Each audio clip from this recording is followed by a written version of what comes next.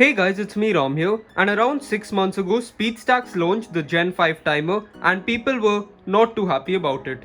In general, sports stackers were especially unhappy with this change because all their records would get reset and be labeled as legacy records. But before we talk about that, let's talk about the basic functionality of this timer and compare it to its predecessor, the G4 timer. So the first mode I'm going to be talking about on this timer is the 2-pad mode, which is essentially identical to the Gen 4 timer. It functions exactly like the Gen 4 timer except for a couple of changes. Number 1, the display blinks whenever you stop it to verify that you are in the 2-pad mode. In my opinion, this honestly doesn't make that much of a difference because there's already a yellow light telling you the same. However, the second change according to me is one of the biggest selling points of this timer, the reset button. At cubing competitions, it's common to accidentally hit the reset button while stopping the timer, and if you do that and the timer resets, you are given a DNF. On the G4 timer, as soon as you hit this button, it resets. However, on the G5 timer, you have to wait a fraction of a second after you hit the button to let it reset, and the same thing also applies for the power button. When this timer becomes official by the WCA, I really hope to see much fewer timer resets. The second mode of this timer is a lot more interesting, and it is the 4-pad mode. You can get to the 4-pad mode if you hold the reset button for 5 seconds.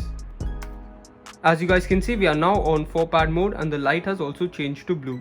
Now for the 4-pad mode, along with using the 2 sensors, you also have to use the 2 thumb pads to start and stop the timer.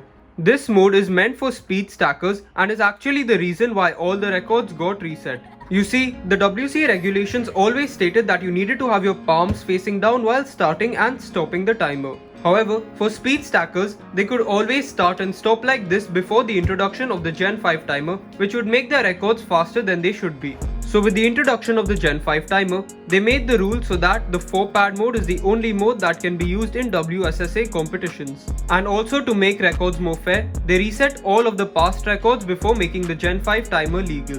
So if there are any sports stackers that watch my vids, I honestly doubt there are, but if there are, let me know what you think of this change. The general consensus is people are not too happy.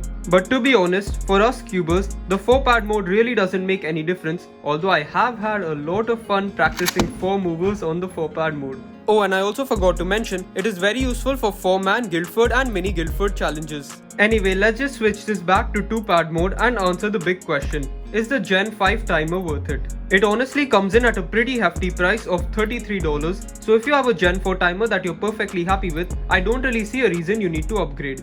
However, if you don't have a SpeedStacks timer or you're looking to get a new one and you're considering either the G4 or the G5, I'd highly recommend going for the G5. From what I've heard, it's going to be competition legal very soon.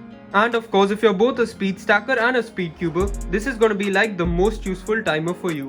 So that's about it for my review of the G5 timer. A big thank you to SpeedCubeShop for sending this out to me to test, and if you want to buy this timer or any SpeedCube, be sure to get it at SpeedCubeShop and use the discount code RAM for 5% off your order, as well as a shout out at the end of my latest video.